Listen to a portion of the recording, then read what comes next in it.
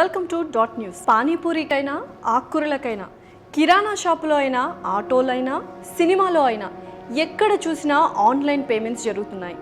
పట్టుమని 10 రూపాయలు కూడా ఎవరి దగ్గర క్యాష్ ఉండటం లేదు. అన్నింటికీ ఫోనే, అందులో ఉన్న పేమెంట్స్ యాప్సే. అందుకే బ్యాంకులు కూడా జనం అవసరాలను గుర్తించి మరింత స్మార్ట్గా సేవలు అందించేందుకు ముందుకొచ్చాయి. క్యాష్ కావాలంటే ఏటీఎంకు వెళ్లాల్సిందే.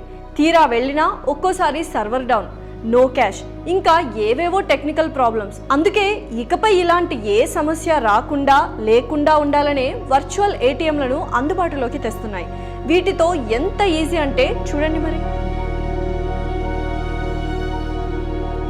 ఎక్కడ చూసినా ఫోన్పే, గూగుల్ పే, పేటిఎం ఈ యాప్స్తో పేమెంట్స్ చేసేస్తున్నారు. Super easy life. బట్ ఏదో ఒక సమయంలో సర్వర్ డౌన్ అయినా, ఈ యాప్స్ స్ట్రక్ అయినా, ఫోన్లో నెట్ లేకపోయినా నో యూస్. అప్పుడు క్యాష్ కావాల్సిందే. పేమెంట్ యాప్లు వచ్చిన తర్వాత ఎవరి దగ్గర క్యాష్ ఉండటం లేదు.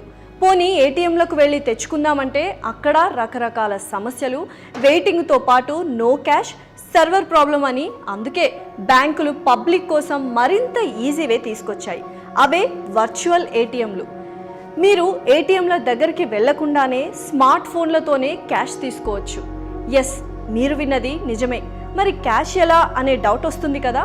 వెయిట్, ఆ క్లారిటీ కూడా ఇస్తాం. ఏటీఎం పని చేయడం లేదనుకోండి, క్యాష్ విత్డ్రా చేయడం కష్టమే. అయితే ఈ వర్చువల్ ఏటీఎంతో డెబిట్, క్రెడిట్ కార్డులు, యూపీఐ లేకుండానే నగదు సులభంగా పొందవచ్చు.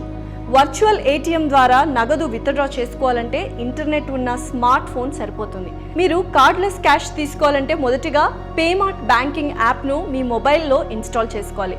యాప్ ద్వారా బ్యాంకుకు విత్డ్రా రిక్వెస్ట్ చేయాలి. ఇది చేయాలంటే యూజర్ మొబైల్ నంబర్, బ్యాంక్ అకౌంట్తో రిజిస్టర్ అయి ఉండాలి. ఈ రిక్వెస్ట్కు వినియోగదారుడి బ్యాంకు ఒక ఓటీపీ జనరేట్ చేస్తుంది. ఆ కోడ్ను మీ దగ్గరలోని దుకాణాల్లో చూపిస్తే వారు నగదు ఇస్తారు. ఈ సేవలు అందించే దుకాణాల లిస్టు, లొకేషను, ఫోన్ నంబరు తదితర వివరాలు పేమార్ట్ యాప్లో ఉంటాయి.